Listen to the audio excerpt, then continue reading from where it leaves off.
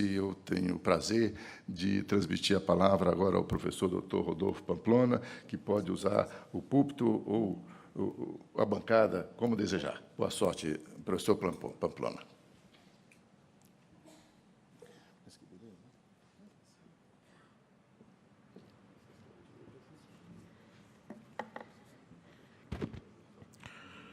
Excelentíssimo ministro Brito Pereira, presidente desse painel, um amigo de mais de 20 anos, desde a época do Ministério Público, confrade da Academia.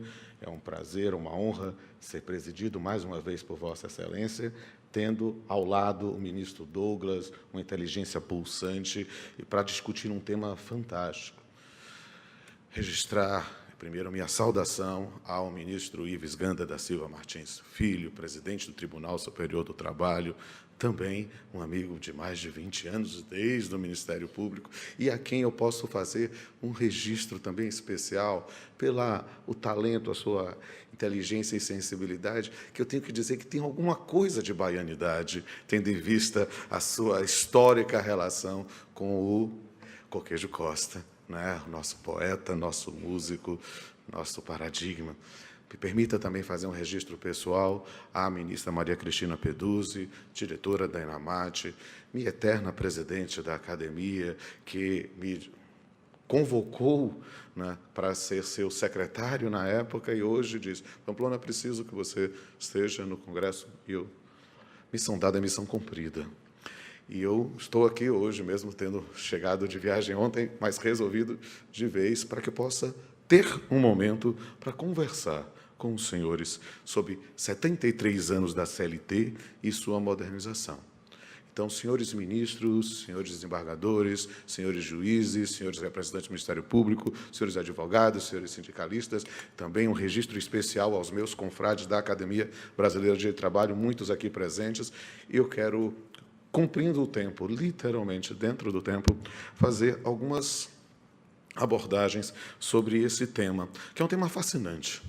E o professor Douglas, vou chamar de professor Douglas, o ministro Douglas, um professor Douglas, ele usou uma expressão, e que foi repetida pelo ministro Brito Pereira, que eu acho que merece ser relembrada e dito de começo. Somos todos apaixonados pelo direito do trabalho. Somos todos amores da CLT. E é falando sobre o nosso amor à CLT que eu pretendo falar sobre esse tema. Por quê? Porque o primeiro tópico, e eu, dentro da minha irreverência baiana, os meus alunos dizem que eu sou tão metódico que eu tomo sopa de letrinhas em ordem alfabética. E na verdade, eu construí essa exposição em 5 tópicos. E sendo que o 4º tópico é dividido em subtópicos que podem ser moldados em função do tempo, e qual eu vou cumprir, né? Até cumprindo sempre a honra dessa casa. O primeiro tópico é o papel histórico da CLT e a importância da sua edição. Nós estamos comemorando os 73 anos da CLT, né? Uma jovem senhora, que a expressão que eu diria, né, ela não é velha, ela é idosa.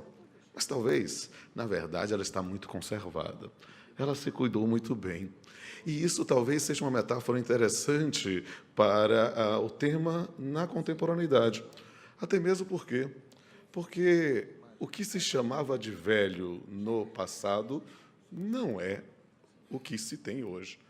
No passado, eu tenho 22 anos de magistrado, né? Tenho aqui alguns colegas de concurso aqui assistindo, tenho aqui o meu corregedor aqui, que eu já localizei, o doutor Valteste também, ainda me firmo, e digo, olha, depois de tanto tempo, né, é que eu estou tentando enxergar aqui, mas eu também já não estou enxergando tão bem, que é preciso registrar que no passado, ter 40, 50, 60, era ser idoso, e hoje, acho que 40, 50, 60, 70, estamos começando a vida. E quero viver eternamente, se minha vida for dada. Por que eu falo isso? Porque a CLT, ela tem 73 anos, mas não quer dizer que ela seja velha. Não. Ela se cuidou. tal qual uma jovem senhora. A importância de sua edição é fundamental para compreender, talvez, o ciclo da construção dentro da nossa Revolução Industrial Brasileira, que tem como marco Vargas, mas, dentro desta linha, a ideia de uma formação do próprio sistema capitalista no Brasil, recém-saído de um país escravocrata do século XIX, para o início da industrialização. A CLT exerceu um papel muito importante. E muitas vezes acusam, dizem, olha, a CLT ela não foi construída de baixo para cima pelos movimentos, mas sim outorgada de cima para baixo. Bem, é possível que isso seja verdade, mas isso nos poupou, talvez, algum campo de sangue, suor e lágrimas. O que é que nós queremos? O que é que nós queríamos? É preciso registrar, nesse primeiro tópico, a importância da edição da CLT como um marco de disciplina normativa que é abrangente dos campos das relações individuais, coletivas, administrativas do trabalho e processual. Dentro dessa linha, é importante ter algumas menções, sabe por quê? E eu digo isso com liberdade de acadêmico. Muitas vezes nós acabamos repetindo discursos que, às vezes, não sei se são ditos por ignorância ou má fé. E eu não estou aqui fazendo uma afirmação leviana, não, estou repetindo palavras de um dos edificadores da Justiça do Trabalho, que é o ministro Arnaldo Susequinde. Comumente acusavam a CLT de ser fascista. E acaba sendo um bordão, um chavão, que é dito com frequência, dentro daquelas afirmações que se soltam na plateia para não discutir ou para desmerecer. Eu ouso dizer que qualquer pessoa que estude efetivamente algum pouco de economia, que compreenda os sistemas e os sistemas políticos, a achar dispositivos de natureza fascista na parte individual. Fascismo não como ponto de vista político, obviamente, estou falando do momento histórico. É preciso compreender que há uma diferença evidente do campo das relações coletivas da polaca de 37, e aí sim, a nossa parte individual. O próprio Susequinde dizia, não tem fascismo na parte contratual individual. Por quê? Porque, na verdade, era feito por dois marxistas, dois integralistas. Não fazia sentido compreender isso. E é preciso entender para que não repitamos expressões sem fundamentá-las. A partir tem o 489 do CPC, eu só posso afirmar fundamentando. E essa importância histórica da CLT, como um diploma, aí sim, revolucionário, vanguardista, dentro de determinado momento, passa para o tópico seguinte. Quem não muda de ideia não é porque não tem ideia para mudar. É preciso compreender que a questão da modernização da CLT não é uma conversa que hoje, ao se completar 73 anos, completou no dia 1º de maio, é um tema novo. Não. Definitivamente, a modernização da CLT não é um tema novo. Até mesmo porque eu disse que ela se cuidou, ou nós cuidamos dela. Nós tivemos, desde a sua edição em 43, diversas alterações no seu corpo legislativo. E isso é facílimo de visualizar, é só ir compreendendo tópico por tópico para ver o que é texto original e o que é texto que foi construído, modificado ou reinterpretado pela prática. Me permita falar aqui, eu sou professor concursado de Direito Civil, é uma das minhas... Eu fico brincando dizendo que eu sou um poliamorista, Eu casei com o Direito do Trabalho, mas tenho uma relação múltipla com o Direito Civil. E quando eu falo com meus alunos, os meus colegas professores de Direito Civil, que tinham medo no direito do Código Civil de 2002, dizendo, olha, é um absurdo, conceitos jurídicos abertos, indeterminados, cláusulas gerais. Aí eu dizia, meus amigos, os senhores já leram a CLT? Porque a CLT, em 43, ela já vinha com conceitos abertos que foram colmatados em função da prática. Quando alguém pergunta para um estudante de graduação que é abandono de emprego, na previsão específica do 42I da CLT, ele vai dizer, é a conjunção de um ânimos de abandonar com um elemento objetivo de afastamento. Onde está isso na CLT? Não, era um conceito aberto que foi colmatado com o tempo. Ou seja, a atualização da CLT, me permite uma expressão dos meus alunos, ela muitas vezes era feita online. É uma atualização pela construção jurisprudencial e pela força criativa dos tribunais, mas também uma atualização positivada dentro de um sistema de civil law. É preciso, só para lembrar de dados históricos, como quando falamos sobre jornadas especiais e o TST proferiu uma decisão histórica recentemente em relação aos bancários, mas pensando em relação aos bancários, é preciso perceber que, originalmente, a CLT, a sua jornada era de 36. Em 52, mudou para 33. Em 69, que mudou para 30 semanais. Ou seja, o texto original da CLT também já foi modificado nesse ponto. As férias mudaram, o sistema originário da CLT era de uma forma, nos anos 70 mudou completamente. Né? Fomos incorporando determinadas disciplinas normativas que não podem ser desprezadas. Então, dizer que temos um texto de 73 anos que precisa ser revisto é, no mínimo, uma leviandade. Porque temos, na verdade, um marco histórico de 73 anos que foi sendo atualizado e que pode continuar sendo atualizado. Terceiro tópico. Atualizar como? É preciso compreender. E isso foi fantástico. É como se eu e o ministro Douglas tivéssemos combinado a palestra. Como atualizar isso? O principal pilar da CLT a ser observado em qualquer proposta de reforma trabalhista parece-nos óbvio, como pessoas que amam o direito do trabalho, que amam a CLT. A noção de que o regime de exploração do trabalho humano deve assegurar, ao mesmo tempo, a dignidade do trabalhador e o justo proveito econômico do empregador. Falando do ponto de vista, como professor de metodologia, é preciso compreender que o direito do trabalho estabelece as regras do jogo dentro da exploração autorizada pelo direito. É preciso verificar que busca-se a dignidade do trabalhador, sim, e o justo proveito do trabalhador. Max Weber já dizia, ganhar dinheiro não é pecado. É preciso compreender isso de forma técnica. Por quê? Para que não queiramos ler a CLT como ela gostaria de ser escrita, ou como gostaríamos de ser escrita, mas como ela é. Lejabemos. E nesse ponto, aí sim, o tópico talvez de maior aprofundamento dessa exposição, em que eu preciso fazer talvez um panorama. É preciso verificar que há necessidade, sim, de atualização da CLT. Eu não sou um apegado a um texto único que eu tenho que defender como se fosse a bandeira última. Isso se chama paranoia. Paranoia, uma única ideia. Talvez eu seja partidário de uma metanoia. Várias ideias que possam ser compreendidas e defendidas, sem desvirtuar a essência do primeiro amor. É preciso resgatar o primeiro amor, né, doutor Ezequias? Essa ideia. Então, o que é que eu posso falar, e aproveitando a presença do professor Pedro Romano Martínez aqui? Talvez uma disciplina específica sobre... eu vou organizar essa exposição pegando essas ideias dentro da linha individual, coletivo, fiscalização, processo.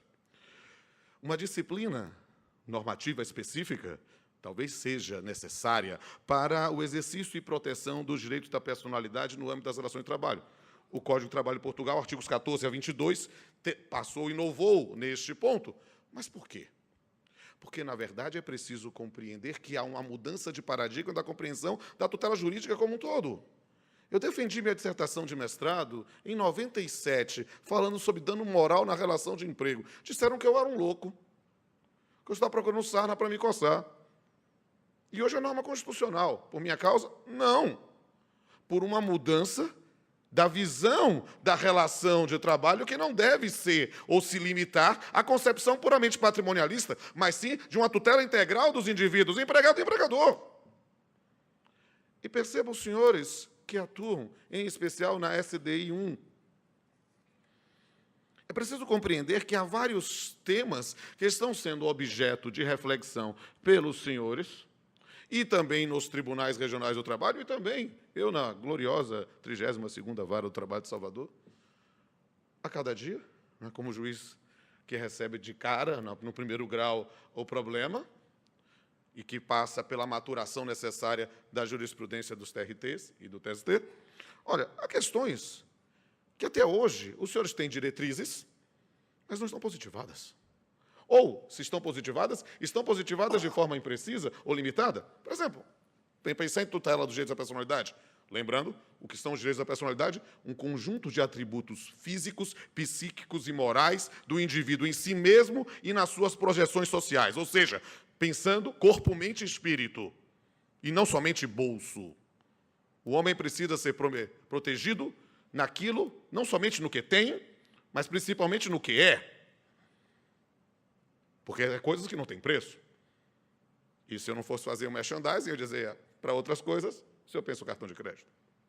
Mas, nesse ponto, é preciso entender, quando eu vejo uma tutela de direitos da personalidade, eu tenho que verificar a discussão sobre revista de trabalhadores.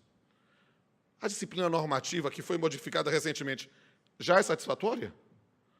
É preciso compreender isso, a discussão sobre revista de objeto, revista pessoal, dado.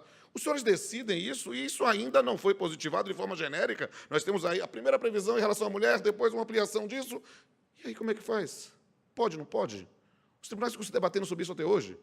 Em função de uma decisão aqui do próprio TST, criou-se a figura do empregado outdoor, a discussão sobre o uso de imagem. Por que não pensar numa disciplina normativa específica, já que nós temos que pensar num sistema que deve prestigiar a lei como um critério básico, até mesmo para investimentos? Quais são os riscos de atividade? Posner já fala isso em análise econômica do direito. Dinheiro não dá em árvores. É preciso compreender quais são os riscos que se podem fazer e quais atividades precisam ser feitas.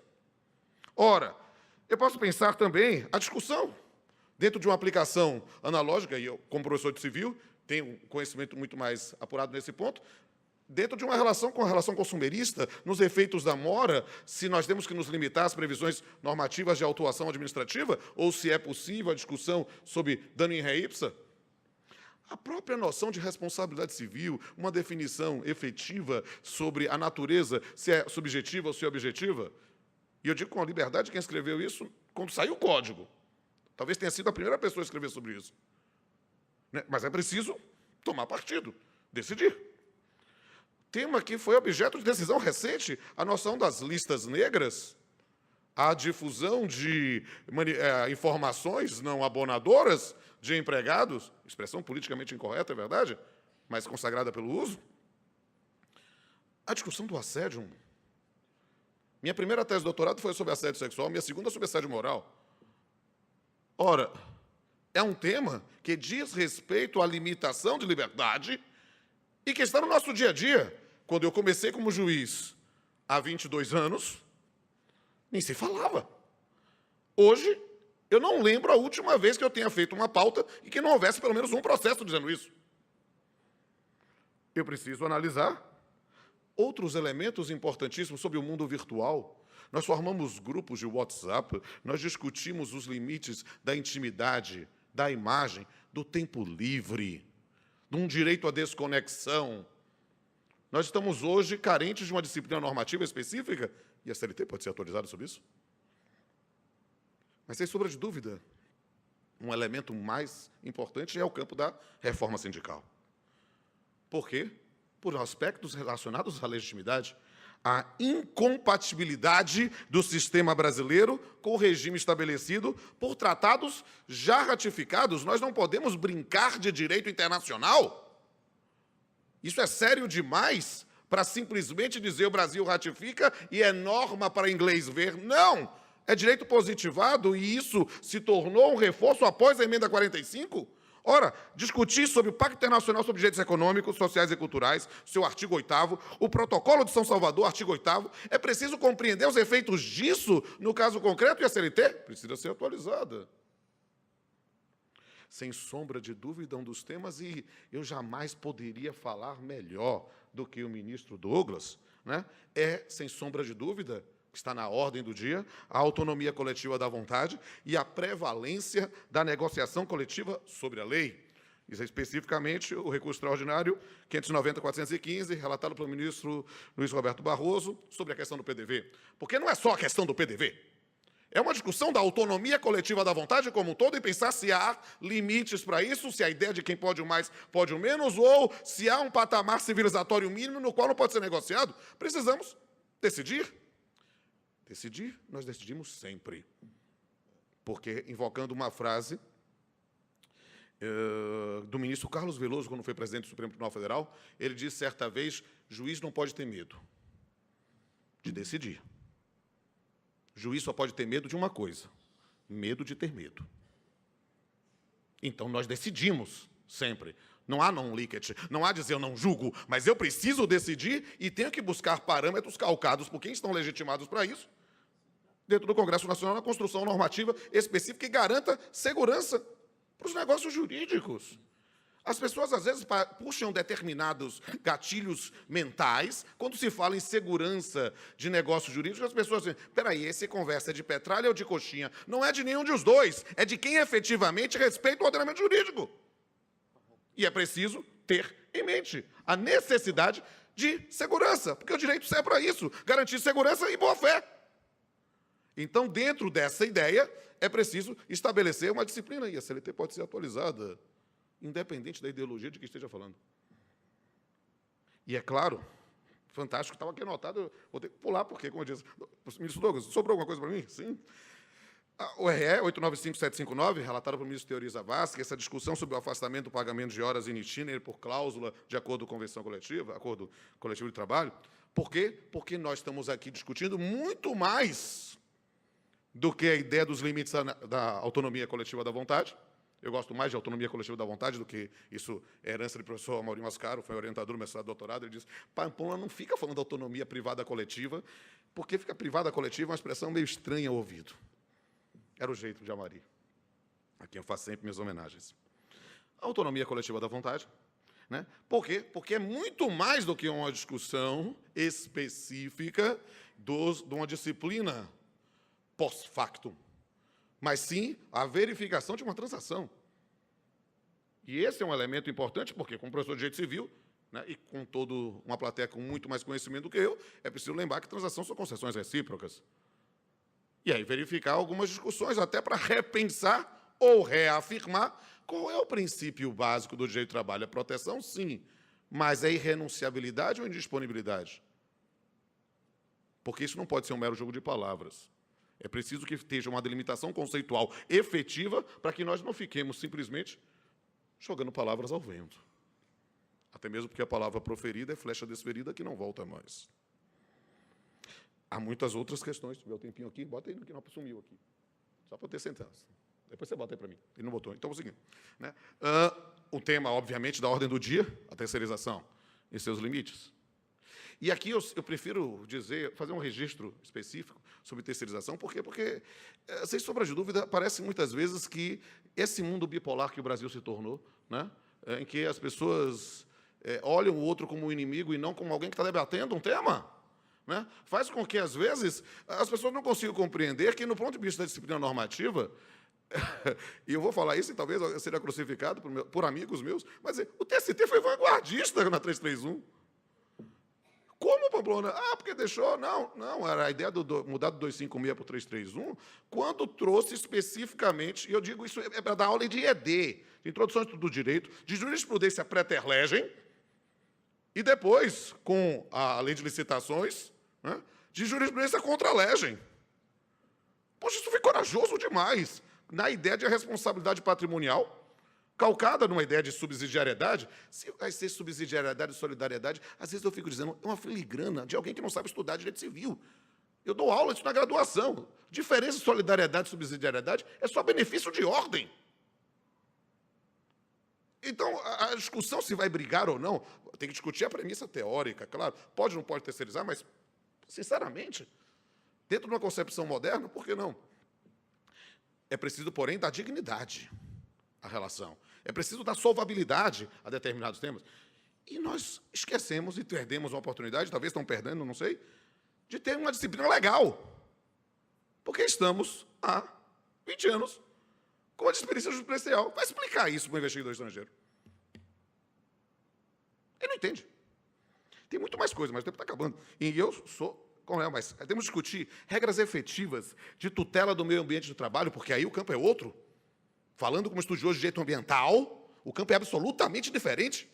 E que aí sim, eu tenho que preservar numa tutela coletiva e talvez, aí sim, limitar a atividade econômica. Mas não numa ideia de um juiz do trabalho skinhead, não, nada disso. Eu estou falando especificamente de uma concepção básica de direito ambiental. Por quê? Porque qual é o grande problema do direito do trabalho brasileiro? O grande problema do direito do trabalho brasileiro é que o direito do trabalho brasileiro protege pouco.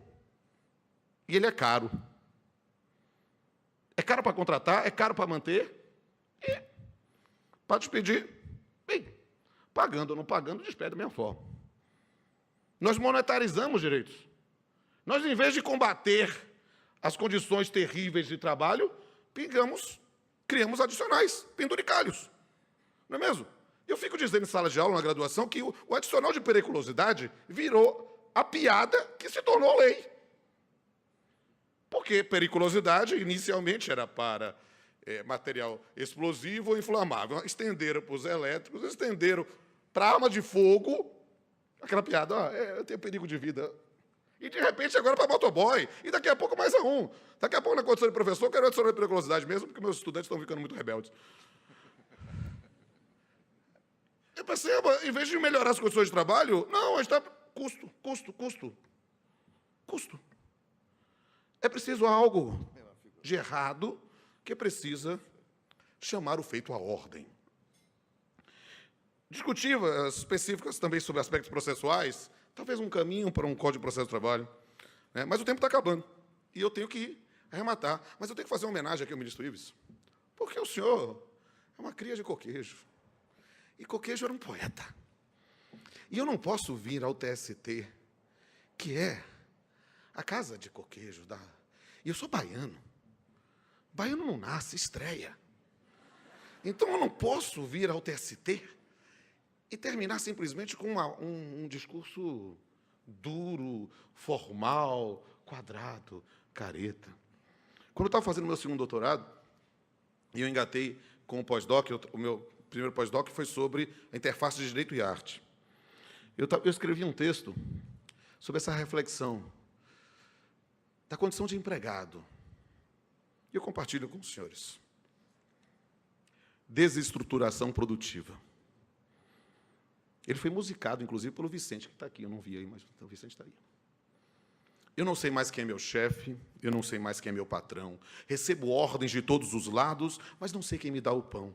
Já fui parte da organização, o orgulho da minha nação, mas a tal reengenharia alterou a filosofia. Falam de flexibilização em um mundo globalizado, só que deixaram todos na mão, sem olhar sequer para o lado. Realmente, tudo na China é produzido mais barato. Vender aqui mesmo na esquina, sem se ater a um simples fato, que o que nos leva a ser feliz é ter uma vida normal e não ser aprendiz de um dumping social. Todo o sistema mudou, não faz sentido falar em nação. Graças a isso virei consumidor. Não sou mais povo nem cidadão. A mídia nos transformou em público que pagou e quer o serviço. Não se fala mais em direito, nem se pensa em compromisso. A era do emprego já passou. O que se quer é flex-segurança, em que consumido eu é que sou, e o Estado cuide dos que não têm esperança. Por que subordinação e não dependência? Quem disse que necessidade é indecência? Porque cada um cuidar do seu e nada mais, e depois é que se excluam os marginais. O espelho precisa realmente se quebrar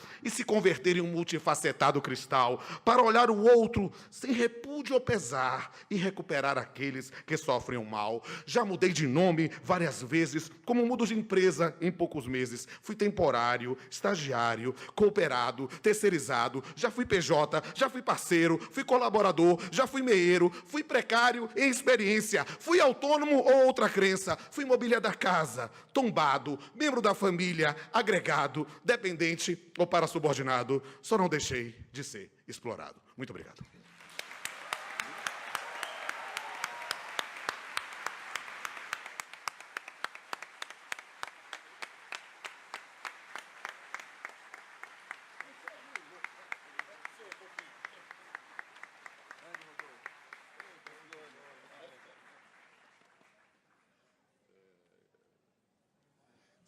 Eu preciso prometer ao professor Pamplona, meu amigo irmão, que na próxima exposição que eu presidi e darei mais tempo.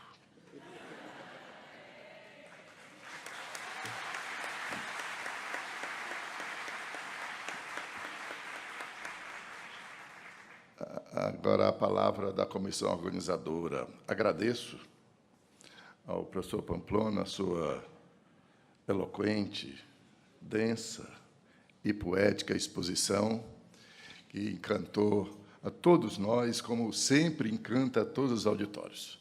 E para não me alongar mais, declaro encerrado esse painel, mas não sem antes entregar o mimo em nome da comissão organizadora. Faço por ordem de antiguidade, né, ao ministro Douglas. Neste momento, Sua Excelência, o senhor ministro João Batista Brito Pereira, fará a entrega do certificado de painelista e da medalha comemorativa dos 70 anos do TST a Sua Excelência, o senhor ministro Douglas Alencar Rodrigues e a Sua Excelência, o senhor juiz Rodolfo Mário Veiga Pamplona Filho.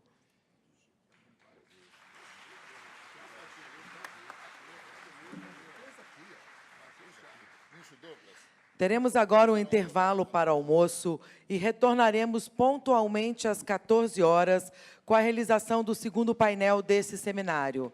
Lembramos ainda que, para o recebimento do certificado de participação no evento, será necessário o registro de 100% da frequência. Bom almoço a todos, boa tarde.